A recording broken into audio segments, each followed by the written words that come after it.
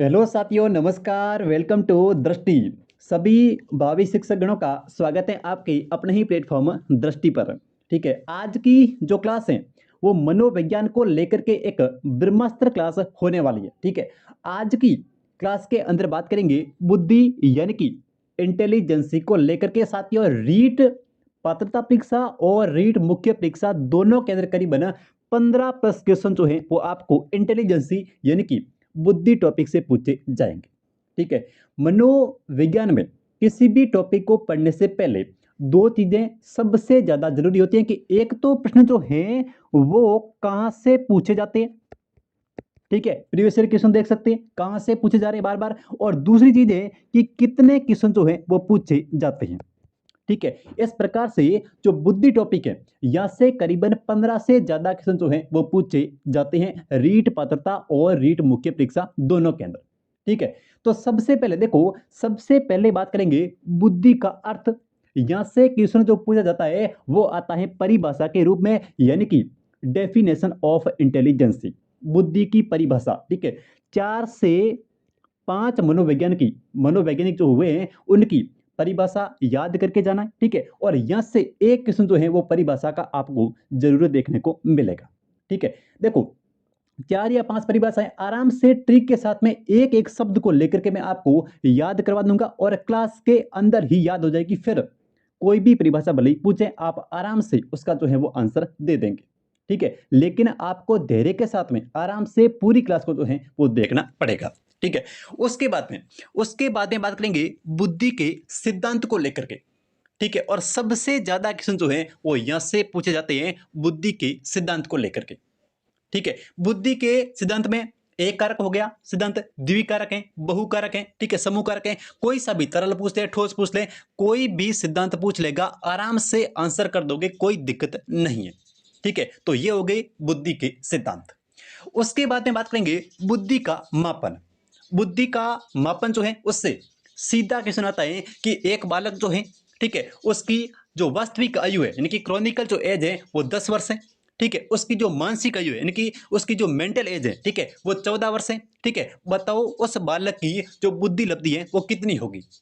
ठीक है, आराम से कर लोगे, लेकिन आपको देखना पड़ेगा क्लास को। ठीक है, और वेरी वेरी मोस्ट इंपॉर्टेंट है, हर बार यहां से क्वेश्चन जो है वो पूछा जाता है। ठीक है, तो चलिए कर लेते हैं शुरुआत बिना किसी देरी के। क्लास को एक लाइक जो है वो जरूर कर देना। चलिए देखते हैं आज की क्लास का अपना पहला क्वेश्चन, और क्वेश्चन है भाई परिभाषा का। ठीक है साथियों, पहली बुद्धि की डेफिनेशन है कि विभिन्न वस्तुओं, ठीक है, और विचारों के मध्य जो जटिल संबंधों को समझने की जो मानसिक क्षमता है ये बुद्धि है। और रीट सेकंड लेवल के अंदर 2012 के अंदर पूछा गया क्वेश्चन है भाई। ठीक है, विभिन्न वस्तुओं और विचारों के मध्य, विभिन्न वस्तुओं और विचारों के मध्य जो जटिल संबंध होते हैं उनको समझने की मानसिक क्षमता ही क्या है, मेंटल। ठीक है, मानसिक क्षमता ही जो है वो बुद्धि है। ये परिभाषा जो है वो किसकी है, बताओ भाई किसकी हो जाएगी। ठीक है, बकिंघम की है, कोलसनी की है, टर्मन की है, या फिर थ्रस्टन की है। ठीक है, बताओ भाई कौन सा ऑप्शन जो है वो इनमें से सही हो जाएगा। विभिन्न वस्तुओं और विचारों के मध्य जटिल संबंधों को समझने की मानसिक क्षमता जो है वही बुद्धि है। ये परिभाषा किस मनोवैज्ञानिक की है। बिल्कुल बिल्कुल बिल्कुल, जिनका भी आंसर यहाँ पे डी आ रहा है, ठीक है, उनका बिल्कुल सही हो जाएगा। विभिन्न वस्तुओं और विचारों के मध्य जो जटिल संबंध है, ठीक है, उनको समझना है, और उनको समझने की जो मानसिक क्षमता है वही क्या है, बुद्धि है, यानी कि इंटेलिजेंस है। ये परिभाषा है किसकी, थ्रस्टन की। ठीक है, ये परिभाषा हो जाएगी थ्रस्टन की। जिनका भी ऑप्शन यहाँ पे डी आ रहा है, ठीक है, उनका बिल्कुल सही हो जाएगा। सेकंड लेवल के अंदर पूछा गया क्वेश्चन है। ठीक है, अब देखो साथियों, यहाँ पे हम बात कर लेते सबसे पहले किसकी, बकिंघम की।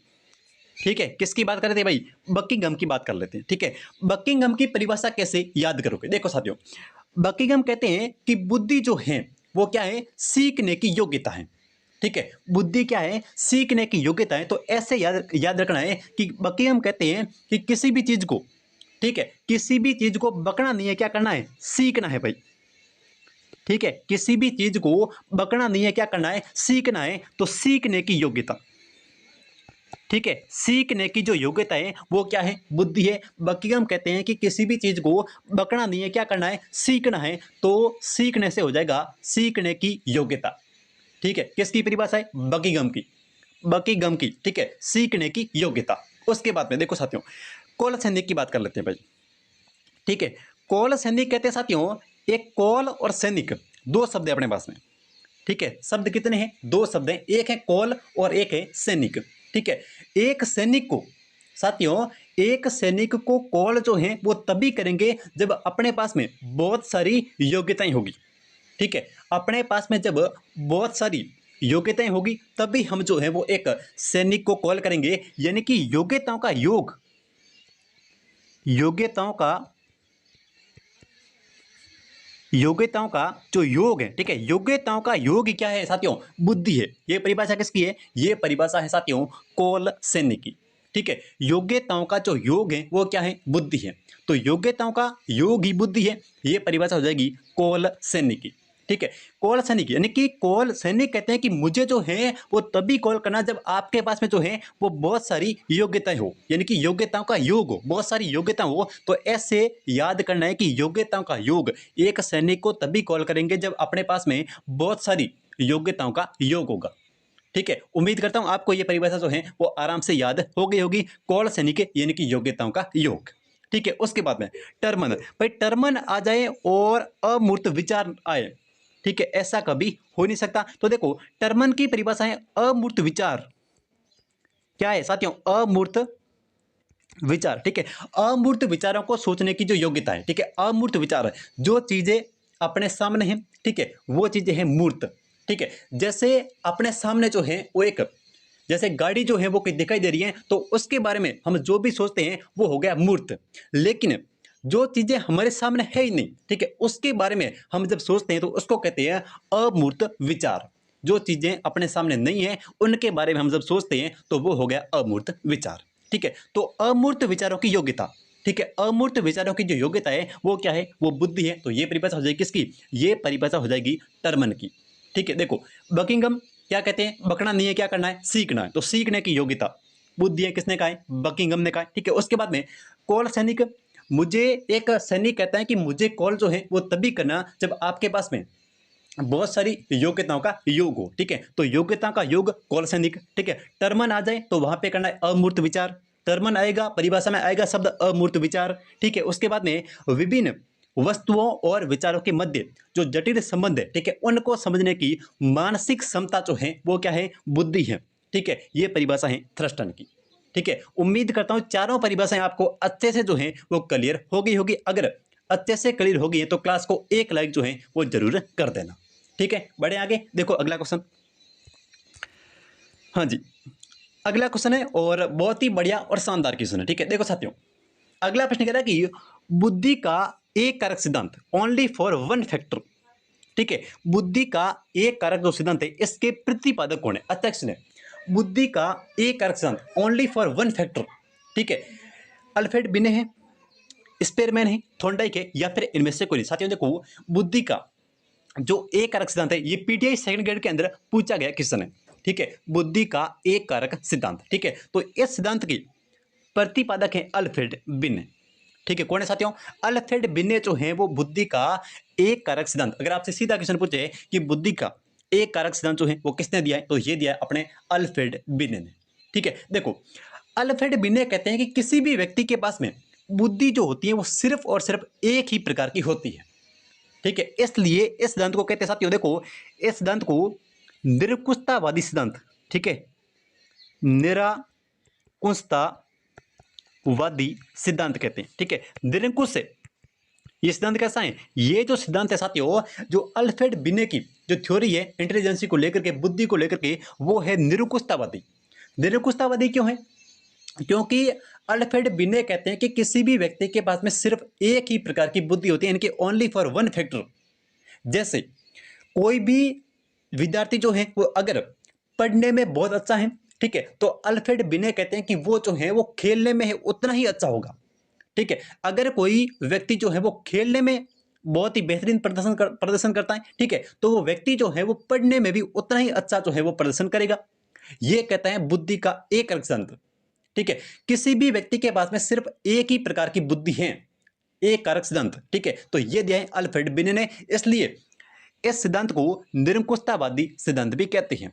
ठीक है, निरंकुशतावादी भाई अब जरूरी नहीं है कि जो पढ़ने में अच्छा होगा वो खेलने में भी अच्छा होगा, या फिर जो खेलने में अच्छा है वो पढ़ने में अच्छा होगा। विराट कोहली की बात करें तो वो क्रिकेट जो है वो बहुत ही बेहतरीन खेलते हैं, लेकिन साथियों वो खुद कहते हैं कि गणित जो है, गणित विषय जो है वो उनका बहुत ही ज्यादा कमजोर था। ठीक है, तो इसलिए जो अल्फ्रेड बिने का सिद्धांत है इसको निरंकुशतावादी सिद्धांत भी कहते हैं, और इस सिद्धांत को बाद में जो है वो निरस्त भी कर दिया गया था। तो आपको सिर्फ और सिर्फ ये ध्यान में रखना है कि बुद्धि का एक कारक सिद्धांत, ठीक है, और प्रतिपादक पूछे तो करना है अल्फ्रेड बिने। ठीक है, बढ़े आगे, देखो अगला क्वेश्चन जी। आज की क्लास का देखो अगला क्वेश्चन भाई, साथियों अगला प्रश्न कह रहा है कि बुद्धि का द्विकारक सिद्धांत, ठीक है, इसके प्रतिपादक कौन है। अच्छा क्वेश्चन है, बुद्धि का द्विकारक जो सिद्धांत है ये किसने दिया है। ठीक है, अल्फ्रेड बिने ने दिया है, ठीक है, या फिर स्पेरमैन ने, ब्लूम ने, या फिर हार्वर्ड गार्डन ने। देखो साथियों हम बात कर रहे हैं बुद्धि के द्विकारक सिद्धांत की। ठीक है, सबसे पहले अल्फ्रेड बिने, तो अल्फ्रेड बिने ने दिया है भाई एक कारक। ठीक है, ये हमने अभी पढ़ लिया कि भाई अल्फ्रेड बिने का है एक कारक बुद्धि का सिद्धांत, यानी कि ओनली फॉर वन फैक्टर, जिसको निरंकुशतावादी सिद्धांत भी कहते हैं। ठीक है, तो ये हो गया अल्फ्रेड बिने का। ठीक है, अब देखो बुद्धि का जो द्विकारक सिद्धांत है इसके जो प्रतिपादक हैं वो है साथियों स्पेरमैन। ठीक है, इसके प्रतिपादक हो जाएंगे स्पेरमैन है, तो जिनका भी ऑप्शन यहाँ पे बी आ रहा है, ठीक है, उनका बिल्कुल सही हो जाएगा स्पेरमैन। बुद्धि का जो द्विकारक सिद्धांत है, ठीक है, इसके प्रतिपादक हैं स्पेरमैन। ठीक है, स्पेरमैन यानी कि दो मैन, स्पेरमैन यानी कि दो मैन, दो मैन यानी कि द्विकारक। तो बुद्धि का जो द्विकारक सिद्धांत है, ठीक है, इसके प्रतिपादक अगर आपसे पूछे तो करना है स्पेरमैन। ठीक है, अब देखो ये जो सिद्धांत है ये साथियों दिया गया था 1904 के अंदर। ठीक है, स्पेरमैन ने जो द्विकारक बुद्धि का सिद्धांत है ये दिया था 1904 में। ठीक है, और स्पेरमैन ने कहा था कि किसी भी व्यक्ति के अंदर बुद्धि के दो फैक्टर होते हैं, यानी कि दो कारक होते हैं। ठीक है, दो कारक कौन से, एक तो हो गया सामान्य, एक तो कौन सा, एक तो हो गया सामान्य, और इसको हम कहते हैं जी कारक है, यानी कि जनरल। ठीक है, जनरल हो गया, और दूसरा जो होता है वो होता है विशिष्ट, यानी कि इसको हम कहते हैं एस से दर्शाते हैं, यानी कि स्पेशल हो गया भाई। ठीक है, एक तो हो गया सामान्य और एक हो गया विशिष्ट। सामान्य यानी कि जनरल और विशिष्ट यानी कि ऐसे यानी कि स्पेशल। ठीक है, तो जनरल और सामान्य बुद्धि के अंदर दो कारक बताए हैं स्पेरमैन ने। ठीक है, एक तो बताए हैं सामान्य जनरल और एक बताए हैं विशिष्ट यानी कि स्पेशल। तो बुद्धि का जो द्विकारक जो सिद्धांत है इसके प्रतिपादक हो जाएगी स्पेरमैन। अब देखो सामान्य क्या है और विशिष्ट क्या है। ठीक है, हम सभी जो हैं वो पढ़ाई कर रहे हैं, लेकिन देखो हम सब पढ़ रहे हैं, ये अपने अंदर जो है वो एक सामान्य कारक है कि पढ़ तो कोई भी सकता है। ठीक है, सबके अंदर पढ़ने की एक सामान्य योग्यता है भाई। ठीक है, तो ये हो गया सामान्य कारक है, यानी कि जी कारक जनरल। उसके बाद में कोई कोई जो है वो पढ़ने में बहुत ही बेहतरीन और बहुत ही गजब लेवल का होता है, तो उसके अंदर जो कारक होगा वो होगा विशिष्ट कारक। ठीक है, कोई खेल जैसे क्रिकेट खेलना है तो क्रिकेट को हम सभी जो है वो खेल सकते हैं। ठीक है, हम सभी क्रिकेटर हैं, हम सभी जो हैं वो खिलाड़ी हैं, लेकिन विराट कोहली की बात करें या फिर धोनी साहब की बात करें तो उनका खेलने का जो तरीका है, उनका खेलने का जो लेवल है वो बहुत ही बेहतरीन और गजब लेवल का है। ठीक है, तो ये बुद्धि के दो कारक हैं, एक तो हो गया सामान्य और एक हो गया विशिष्ट। ठीक है, सामान्य जो कारक है साथियों, सामान्य कारक की मैं बात करूं तो ये होता है जन्मजात। ठीक है, सामान्य जो कारक होता है ये साथियों जन्मजात होता है, लेकिन अगर मैं विशिष्ट की बात करूं तो ये जो है वो अपना अर्जित होता है भाई। ठीक है, कोई भी लड़की जो है वो पढ़ने में, ठीक है, पढ़ने में जो है वो बहुत अच्छी है। ठीक है, पढ़ने में मतलब अच्छी है, ठीक है, सामान्य है, लेकिन उसका डांस करने का तरीका और डांस करने में वो जो है वो बहुत ही अच्छी है। ठीक है, बहुत ही बेहतरीन है। तो यहाँ पे जो उसका डांस तो सभी कर सकते हैं, लेकिन कोई जो है वो बहुत ही अच्छा और बेहतरीन और गजब लेवल का डांस करता है, तो उसके अंदर जो डांस करने का जो कारक है वो साथियों हो जाएगा विशिष्ट कारक है, यानी कि उसको जो है, यानी कि विशिष्ट जो कारक होता है उसको हम अभ्यास के द्वारा जो है वो अर्जित करते हैं। ठीक है, तो इसको यानी कि विशिष्ट कारक जो है, स्पेशल कारक जो है, यानी कि स्पेशल फैक्टर जो है वो इसको हम अभ्यास के द्वारा अर्जित करते हैं, और जो अपने अपने अंदर जो एक सामान्य कारक है उसको साथियों जो है ये तो अपना जन्मजात होता है। ठीक है, तो बुद्धि का द्विकारक संत, ठीक है। प्रतिपादक पूछे तो करना स्पेयरमैन। और इसमें ध्यान रखना एक तो होता है सामान्य कारक और एक होता है विशिष्ट कारक। और अगर आपसे सीधा क्वेश्चन पूछे कि भाई जी कारक और एस कारक जो बुद्धि का सिद्धांत है इसके प्रतिपादक कौन है, तो हो जाएगा स्पेयरमैन, ठीक है। इसमें से एक चीज और यहाँ पे ध्यान रखना कि ये जो सामान्य कारक है, ठीक है, जी कारक है, इसको जो है वो मानसिक ऊर्जा का है, इसको स्पेयरमैन ने क्या कहा है, मानसिक ऊर्जा का है, ठीक है। तो ये भी साथ में ध्यान रखना कि स्पेयरमैन का जो सामान्य कारक है इसको स्पेयरमैन ने मानसिक ऊर्जा का है, ठीक है। तो चले आगे, देखो अगला क्वेश्चन। हाँ जी, अगला क्वेश्चन कह रहा है कि बुद्धि का समूह कारक सिद्धांत, ठीक है, इसके प्रतिपादक कौन है। साथियों देखो हम बात कर रहे हैं बुद्धि के समूह कारक सिद्धांत की। तो देखो सबसे पहले स्पेयरमैन, तो स्पेयरमैन ने तो अभी पढ़ लिया, स्पेयरमैन का तो स्पेयरमैन यानी कि दो मैन, यानी कि दो मैन से द्विकारक, ठीक है। तो स्पेयरमैन का हो गया द्विकारक सिद्धांत जिसके अंदर जनरल यानी कि सामान्य और विशिष्ट पढ़ लिया हमने, ठीक है। उसके बाद में हम बात कर रहे हैं बुद्धि के समूह कारक की। तो साथियों समूह कारक जो प्रतिपादक है समूह कारक सिद्धांत की, इसके हैं थ्रस्टन, ठीक है। समूह कारक की थ्रस्टन है, तो जिनका भी ऑप्शन यहाँ पे सी आ रहा है, ठीक है, उनका बिल्कुल सही हो जाएगा। बुद्धि का जो समूह कारक सिद्धांत है इसके प्रतिपादक है थ्रस्टन, ठीक है।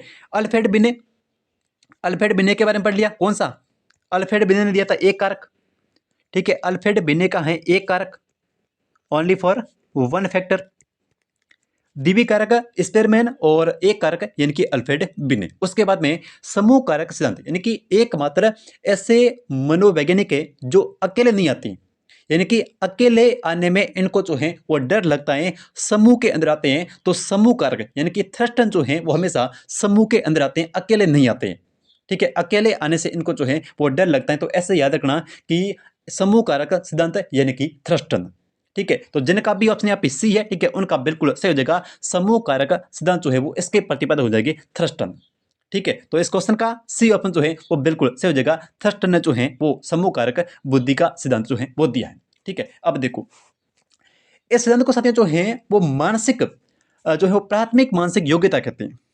क्या कहते हैं, प्राथमिक मानसिक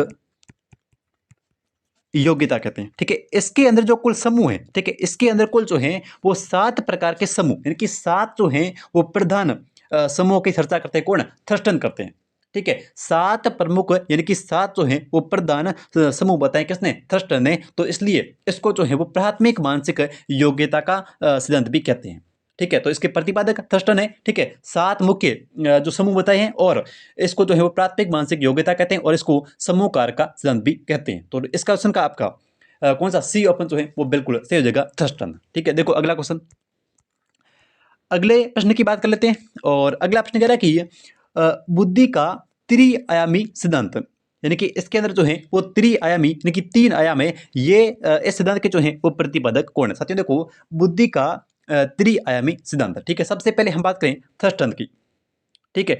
थ्रस्टन ने बताया है समूह कारक यानी कि थ्रस्टन जो है वो इनको अकेले आने में क्या लगता है, डर लगता है। तो ये जो है वो हमेशा समूह के अंदर आते हैं। तो समूह कारक सिद्धांत, समूह कारक सिद्धांत, ठीक है, इसके प्रतिपादक है अपने थ्रस्टन, समूह कारक सिद्धांत। उसके बाद में गिलफोर्ड, थॉर्नडाइक या फिर थॉमसन। साथियों बुद्धि का जो त्रिआयामी सिद्धांत दिया है ये दिया है गिलफोर्ड ने, ठीक है। बुद्धि का जो त्रिआयामी सिद्धांत है ये दिया है गिलफोर्ड ने। तो इस क्वेश्चन का आपका बी ऑप्शन जो है वो बिल्कुल सही हो जाएगा, गिलफोर्ड, ठीक है। बुद्धि का 3 आयामी त्रिआयामी और इसके अंदर जो है वो गिलफोर्ड ने 3 प्रमुख आयाम बताए हैं, ठीक है। पहला जो आयाम है वो है साथियों संक्रिया या फिर इसको बोलते हैं प्रक्रिया यानी कि प्रोसेस, संक्रिया या फिर प्रक्रिया, ठीक है। दूसरा जो आयाम है वो है विषय वस्तु, दूसरा है विषय वस्तु और तीसरा जो है वो है उत्पादन, ठीक है। तीसरा हो जाएगा उत्पादन। तो देखो त्रिआयामी सिद्धांत की बात करें तो इसके अंदर गिलफोर्ड ने प्रमुख रूप से 3 आयाम की चर्चा जो है वो की है, ठीक है। सबसे पहला जो है वो है संक्रिया या फिर प्रक्रिया, ठीक है। किसी भी वस्तु को जब आप देखते हैं, माना कि आपने एक हेलीकॉप्टर को देखा, ठीक है, और उस हेलीकॉप्टर को बारे में जो जब आपने सोचने की प्रक्रिया यानी कि संक्रिया जो स्टार्ट की उसको बोलते हैं संक्रिया, ठीक है। जब आपने उसके बारे में सोचना शुरू किया कि यह कैसे उड़ता होगा, ठीक है, इसका पंखा जो है वो कैसे घूमता होगा, इसके अंदर क्या सिस्टम है, ठीक है। तो ये जो चीजें हैं वो आपकी जो भी आपके मान के इनके मन के अंदर चल रही है, जो भी आपके माइंड के अंदर जो प्रक्रिया संक्रिया और प्रोसेस जो चल रही है, उसको गिलफोर्ड ने त्रिआयामी सिद्धांत के अंदर पहला जो सिद्धांत त्रिआयामी के अंदर पहला जो आयाम है वो होता है अपना संक्रिया या फिर प्रक्रिया। ठीक है। आपके दिमाग के अंदर जो प्रोसेस चल रही है उसको बोलते हैं, किसी भी विषय वस्तु को देखने के बाद में जो आपके माइंड के अंदर जो प्रोसेस चलती है उसको बोलते हैं संक्रिया प्रक्रिया या फिर अंग्रेजी में प्रोसेस। ठीक है। उसके बाद में हम बात करते हैं विषय वस्तु। विषय वस्तु क्या है? विषय वस्तु आएगी दृश्य या फिर श्रव्य, या तो जो वस्तु आपको दिखाई दे रही है, ठीक है, या तो आप उसके बारे में सोचते हैं, या फिर अगर आपको किसी भी प्रकार की कोई ध्वनि जो है वो सुनाई देती है तो तब आप जो है वो उसके बारे में सोचते हैं। तो ये हो गया दृश्य और श्रव्य, ये आता है विषय वस्तु के अंतर्गत। ठीक है। किसी भी वस्तु को देखने के बाद में जब आप उसके बारे में सोचना यानी कि प्रक्रिया स्टार्ट करते हैं, संक्रिया या फिर प्रोसेस जो है वो स्टार्ट करते हैं, तो उसको बोलते हैं विषय वस्तु। तो यहाँ पे आपका जो विषय वस्तु है वो हेलीकॉप्टर, जिसके बारे में आपने सोचना जो है वो स्टार्ट किया था। ठीक है। उसके बाद में आता है उत्पादन। ठीक है। सोचने के बाद में जो भी उत्पादन है यानी कि जो भी रिजल्ट आपको मिलता है वो इकाई में हो सकता है, ठीक है, वो समझ में हो सकता है, वो कुछ भी हो सकता है, तो वो हो गया उत्पादन यानी कि रिजल्ट। तो इस प्रकार से जो बुद्धि का जो त्रिआयामी सिद्धांत है इसके अंदर 3 आयाम बताए हैं गिलफोर्ड ने। ठीक है। एक तो विषय वस्तु, सबसे पहला संक्रिया या फिर प्रक्रिया। ठीक है। पहला जो है वो कौन सा? संक्रिया या फिर प्रक्रिया। इसमें आपका संज्ञान आएगा, ठीक है, स्मृति, धारणा, ठीक है, और स्मृति अभिलेखन, ठीक है, इसमें आएगा अभिसारी चिंतन, इसमें आता है अपसारी चिंतन, बहुत सारी चीजें आएगी। ठीक है। उसके बाद में जैसे विषय वस्तु है तो दृश्य और श्रव्य वो अपना आता है विषय वस्तु के अंतर्गत, और उत्पादन जो इकाई में हो सकता है, वर्ग में हो सकता है, या फिर समझ में पद्धतियां कुछ भी हो सकता है, तो वो जो है वो इस प्रकार से 3 आयाम बताइए यानी कि त्रिआयाम गिलफोर्ड ने। ठीक है। आपको सिर्फ ये तीनों याद रखना है, संक्रिया प्रक्रिया, विषय वस्तु और उत्पादन। ठीक है। त्रिकारक त्रिआयामी सिद्धांत प्रतिपादक हो जाएगी गिलफोर्ड। ठीक है। देखो अगला क्वेश्चन। अगला प्रश्न कह रहा है कि बुद्धि का तरल और ठोस बुद्धि का जो सिद्धांत है इसके प्रतिपादक कौन है? ठीक है। बुद्धि का तरल और ठोस बुद्धि का जो सिद्धांत है इसके प्रतिपादक कौन है? ठीक है। ऑप्शन ए देखो कैटल और हॉर्न है, ऑप्शन बी गिलफोर्ड है, option C Spearman, option D Alfred Binet. देखो साथियों, अल्फ्रेड बिने ने दिया था एक कारक, अल्फ्रेड बिने ने कौन सा? 1 फैक्टर यानी कि एक कारक। ठीक है। उसके बाद में हम बात करें स्पेयरमैन की, तो स्पेयरमैन यानी कि 2 मैन, स्पेयरमैन यानी कि 2 मैन, तो स्पेयरमैन ने दिया कौन सा? स्पेयरमैन ने अपना दिया द्विवीय कारक। ठीक है। द्विवीय कारक जिसके अंदर एक तो होता है स्पेशल और एक होता है सामान्य, यानी कि एक तो जी कारक और एक होता है एस कारक, सामान्य और विशिष्ट कारक का सिद्धांत भी कहते हैं। ठीक है। तो वो दिया था स्पेयरमैन ने। उसके बाद में हम बात कर रहे हैं गिलफोर्ड की, तो गिलफोर्ड के बारे में अभी हमने पढ़ा कि गिलफोर्ड ने दिया त्रिआयामी सिद्धांत, जिसके अंदर त्रिआयामी सिद्धांत। ठीक है। बुद्धि का जो त्रिआयामी सिद्धांत है ये दिया था गिलफोर्ड ने, जिसमें संक्रिया प्रक्रिया प्रोसेस पहला, और दूसरा जो आयाम है वो है विषय वस्तु, और तीसरा हमने पढ़ा था उत्पादन। ठीक है। तो ये हो गया त्रिआयामी और ये इसके प्रतिपादक हैं गिलफोर्ड। उसके बाद में तरल और ठोस बुद्धि का जो सिद्धांत है इसके प्रतिपादक है कैटल और हॉर्न। ठीक है। इसके जो प्रतिपादक है वो कौन है? कैटल और हॉर्न है। तो इस क्वेश्चन का आपका ए ऑप्शन जो है वो बिल्कुल सही हो जाएगा। तरल और ठोस बुद्धि का जो सिद्धांत है इसके प्रतिपादक है कैटल और हॉर्न। और इस सिद्धांत को साथियों, इस सिद्धांत को जीसी और जीएफ का सिद्धांत भी कहते हैं। ठीक है। जीसी और जीएफ का सिद्धांत भी कहते हैं। ठीक है। कौन से को? अपने तरल और ठोस बुद्धि के सिद्धांत को। तो इस क्वेश्चन का आपका ए ऑप्शन जो है वो बिल्कुल यहाँ पे सही हो जाएगा, कैटल और हॉर्न। ठीक है। देखो अगला क्वेश्चन। अगला प्रश्न कह रहा है कि ये बुद्धि का, देखो बुद्धि का त्रितंत्र यानी कि सूचना संसाधन का जो सिद्धांत है इसके प्रतिपादक कौन है? ठीक है। बुद्धि का त्रितंत्र यानी कि सूचना संसाधन का सिद्धांत भी कहते हैं। ठीक है। इसके प्रतिपादक कौन है? ठीक है। ऑप्शन ए देखो स्टर्नबर्ग है, ऑप्शन बी गिलफोर्ड है, ऑप्शन सी थ्रस्टन है, ऑप्शन डी है कैटल और हॉर्न है। देखो साथियों, कैटल और हॉर्न की हमने अभी बात की। ठीक है। इन्होंने दिया है तरल और ठोस बुद्धि का सिद्धांत। ठीक है। जिसको जीसी और जीएफ मॉडल भी कहते हैं। ठीक है। तरल और ठोस बुद्धि का सिद्धांत। तो ये हैं कैटल और हॉर्न। कैटल मनोवैज्ञानिक थे और हॉर्न जो है वो उनके एक शिष्य थे। तो ये हो जाएगा कैटल और हॉर्न, तरल और ठोस बुद्धि का सिद्धांत, जिसको जीसी और जीएफ मॉडल भी कहते हैं। ठीक है। उसके बाद में थ्रस्टन के बारे में हमने बात की कि भाई थ्रस्टन जो है वो हमेशा कैसे आते हैं? समूह के अंदर आते हैं, क्योंकि इनको जो है वो अकेले आने में डर लगता है। तो ये हो जाएगा समूह कारक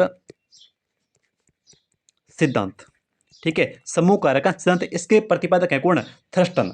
ठीक है, बुद्धि का जो समूह कारक सिद्धांत है, ठीक है, ये दिया है थर्स्टन ने। तो थर्स्टन जो है वो हमेशा एक समूह के अंदर आते हैं, क्योंकि इनको जो है वो अकेले आने में डर लगता है। ठीक है, उसके बाद में हम बात करेंगे गिलफोर्ड की। ठीक है, तो गिलफोर्ड ने त्रिआयामी, ठीक है, त्रिआयामी,